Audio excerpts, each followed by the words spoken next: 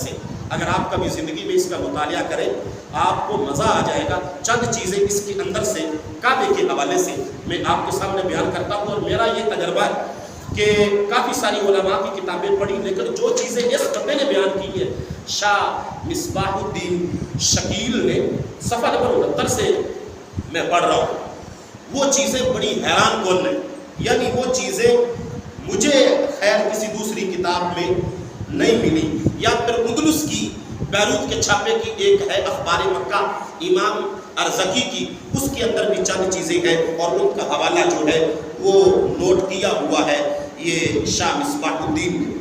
حضرت ابراہیم علی نبینا علیہ الصلوۃ والسلام جو جد امجد ہیں آقا کریم صلی اللہ علیہ وآلہ وسلم کے, بیان کریں جب فلسطین میں وہ واپس چلے گئے اللہ کے حکم سے اپنی بیوی ہاجرہ اور حضرت اسماعیل کو چھوڑ کر اس وادی میں, سورہ ابراہیم کی آیت نمبر 37 میں وہ سارا واقعہ موجود ہے کہ رب ذوالجلال نے فرمایا کہ اپنے اسماعیل بیٹے کو اور اپنی بیوی ہاجرہ کو تم جو ہے وہ اس جگہ پہ چھوڑ کے آؤ جہاں پہ آنے والے وقت میں کعبے کی تعمیر ہوگی. چونکہ فرشتوں کی تعمیر کے بعد اور حضرت آدم علیہ نبینا علیہ السلام کی تعمیر کے بعد پھر کئی زمانے گزرے, بالخصوص حضرت نوح علیہ نبینا علیہ السلام کا جب وہ کشتی والا طوفان آیا تو کعبے کی عمارت گر گئی اور اس کے نشانات جو ہے وہ مٹ گئے. اور پھر اس کے قریب قریب کوئی آبادی نہیں تھی, ساری وادیاں تھیں اور پہاڑ تھے. اور یہاں کے پہاڑ ہے گرم, اس لیے پہاڑوں کے گرم ہونے کی وجہ سے یہاں پہ کوئی قبیلہ پڑاؤ ہی نہیں کرتا تھا اور کوئی آبادی یہاں پہ رہنے کے لیے تیار نہیں ہوتی تھی. تو رب ذوالجلال نے جس وقت اس جگہ کو آباد کرنے کا ارادہ فرمایا, اس لیے کہ چونکہ جو باعث ایجاد کعبہ ہے میرے محبوب, ان کے آنے اور ان کی جلوہ گری کا وقت آہستہ آہستہ قریب ہوتا جا رہا ہے. تو جس جگہ پہ میرے محبوب نے رونق افروز ہونا ہے اس جگہ کو آباد کرنے کا اہتمام کیا جائے. بات سمجھ آ گئی؟ تو حضرت ابراہیم علیہ نبینا علیہ السلام اللہ کے حکم سے جب اس بیابان وادی میں اپنے بیٹے جو اس وقت صرف اور صرف 1.5 مہینے کے تھے تو ایک تھیلی کھجوروں کی اور ایک مشکیزہ پانی کا رکھ کے جب جانے لگے تو پیچھے سے ان کی بیوی ہاجرہ حضرت اسماعیل علیہ نبینا علیہ السلام کی امی جان وہ دوڑی اور بار بار پوچھا کہ کیوں آپ ہمیں اس چٹیل میدان میں چھوڑ کے جا رہے ہیں کہ یہاں پہ کوئی سبزہ بھی نہیں. تو ایک سایہ دار درخت تھا, اب جس جگہ پہ وہ درخت تھا اس جگہ پہ آج زمزم کا کنواں ہے. اور وہ جس جگہ پہ درخت تھا, جس درخت کے سائے میں حضرت ابراہیم اپنے بیٹے اور اپنی زوجہ محترمہ کو چھوڑ کے اللہ کے حکم سے گئے تھے, اسی درخت کی جگہ پر وہ کمرہ تھا کہ جس کمرے میں حضرت سیدہ آمنہ پاک رضی اللہ تعالی عنہا کے بطن مبارک سے آقا کریم کے آقا کریم صلی اللہ علیہ وآلہ وسلم کی جلوہ گری ہوئی تھی. یہ وہی درخت تھا اور اسی درخت کی جگہ پہ وہ کمرہ بنا تھا. آج وہاں پہ لائبریری ہے. بات سمجھ آ گئی؟ تو جب سیدہ ہاجرہ پاک نے بار بار پکارا تو شوہر نے جواب نہ دیا تو بالآخر کہنے لگی کہ کیا یہ اللہ کا حکم ہے جو آپ کر رہے ہیں ہمارے ساتھ؟ تو حضرت ابراہیم علیہ نبینا علیہ السلام نے جواب دیا جی ہاں, یہ میری اپنی مرضی سے نہیں ہے, یہ اللہ کی مرضی سے ہے. تو اس وقت پھر حضرت ہاجرہ کو جو ہے ارمان آ گیا, سکون آ گیا اور وہ سمجھ گئی کہ یہ اپنی مرضی سے نہیں کر رہے, یہ تو اللہ کے حکم سے کر رہی ہے. تو آگے سے عرض کرنے لگی اپنے شوہر کو کہ اگر یہ رب کا حکم ہے تو رب ہمیں ضائع نہیں کرے, رب ہمیں ضائع. کتنا پختہ ایمان تھا حضرت اسماعیل علیہ نبینا علیہ السلام کی والدہ محترمہ حضرت سیدہ ہاجرہ پاک رضی اللہ تعالی عنہا کا. المختصر کھجوریں کھاتی رہی, پانی پیتی رہی, بچے کو دودھ پلاتی رہی, آخر ایک مشکیزہ پانی کا کتنے دن نکال سکتا تھا. یہ اس وقت کی بات ہے کہ جب روبے زمین پہ اس مکے سے لے کے یمن تک کوئی آبادی نہیں تھی, یہ سارا ویرانہ تھا. تو جس وقت حضرت ابراہیم علیہ السلام حضرت حاجرہ کو واپس بھیج چکے، اس وقت انہوں نے جو دعا مانگی، یہ آپ کی دوسری دعا ہے جس کو قرآن مجید کا حصہ رب نے بنایا اور سورہ ابراہیم کی آیت نمبر 37 بنایا۔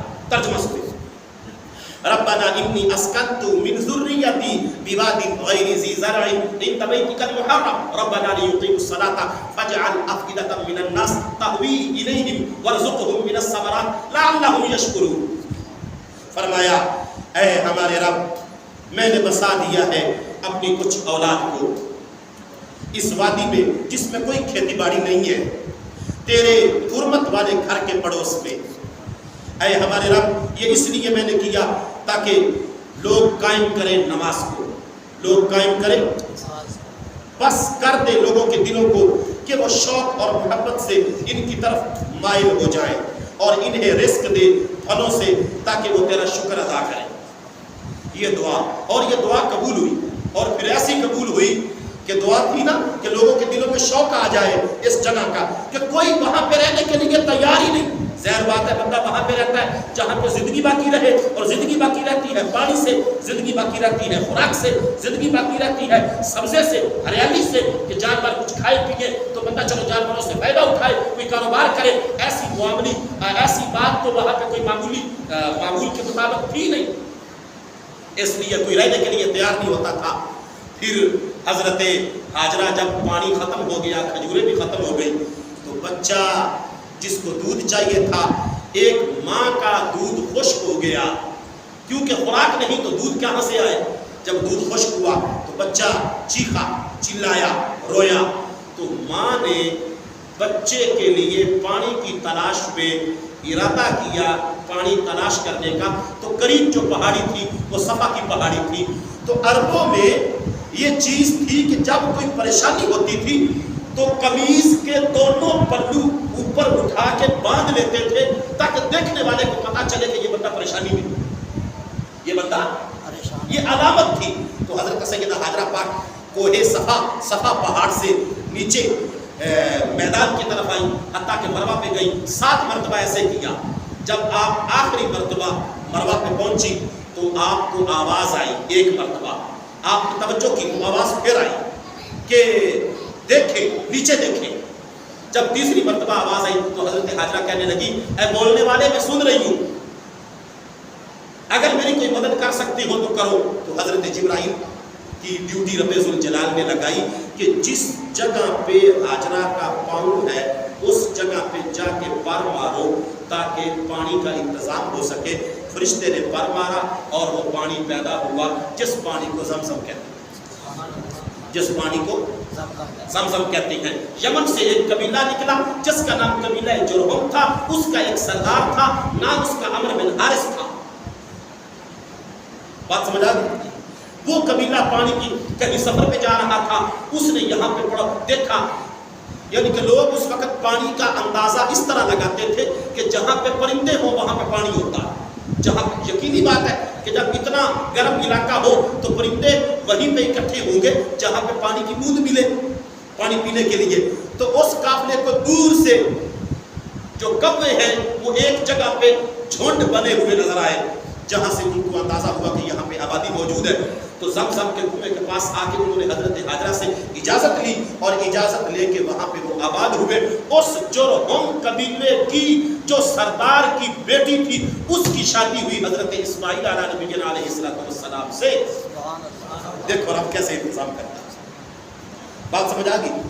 اب حکم آ گیا، حضرت اسماعیل ہو گئے 20 سال کے، دوسرا بھائی پیدا ہو گیا، نام اس کا اسحاق ہے، ماں کا نام اس کا سارہ ہے۔ وہ 7 سال کے تھے، اسحاق چھوٹے ہیں، ابراہیم بڑے ہیں۔ حضرت ابراہیم کی عمر ہو گئی 106 سال، 106 سال کی عمر میں رب نے حکم دیا۔ 86 سال کی عمر میں پیدا ہوئے تھے حضرت اسحاق ایک روایت کے مطابق۔ تو 86 سے آگے پھر بنتے ہیں 14 اور 6 جب اوپر ہو تو پھر بنتے ہیں 20۔ تو حضرت اسماعیل کی عمر 20 سال تھی جب حکم ہوا کہ جاؤ اپنی اولاد کی خبر بھی لو اور وہاں پہ کعبہ تعمیر کرو تاکہ وہ دعائیں جو تم نے میرے اوپر یقین کر کے بے آب و گیا میں اپنی اولاد کو چھوڑا تھا، حالانکہ 86 سال کی بڑھاپے والی عمر میں تیرے گھر میں بیٹا پیدا ہوا تھا اور اس بیٹے کی محبت تیرے دل میں بڑی زیادہ تھی، میں یہ چاہتا تھا کہ بیٹے کی محبت زیادہ نہ ہو، تیرے رب کی محبت تیرے دل میں زیادہ ہو، اس لیے 20 سال کی جدائی تیرے سے کروائی ہے ابراہیم، اب واپس جاؤ اور وہاں پہ کعبہ تعمیر کرو، اور تمہاری وہ والی دعا بھی میں نے قبول کر لی ہے کہ میرا آخری پیغمبر اور میرا محبوب حضرت محمد مصطفیٰ جس کی وجہ سے میں نے کعبہ بنایا ہے اور پوری روئے زمین کو بنایا ہے، جو باعث تخلیق کائنات ہے، اس کا ظہور بھی تیری نسل میں سے ہو۔ بات سمجھ آ گئی؟ اب یہاں پہ چونکہ وقت کا جو ہے نا دامن وہ انتہائی مختصر ہے۔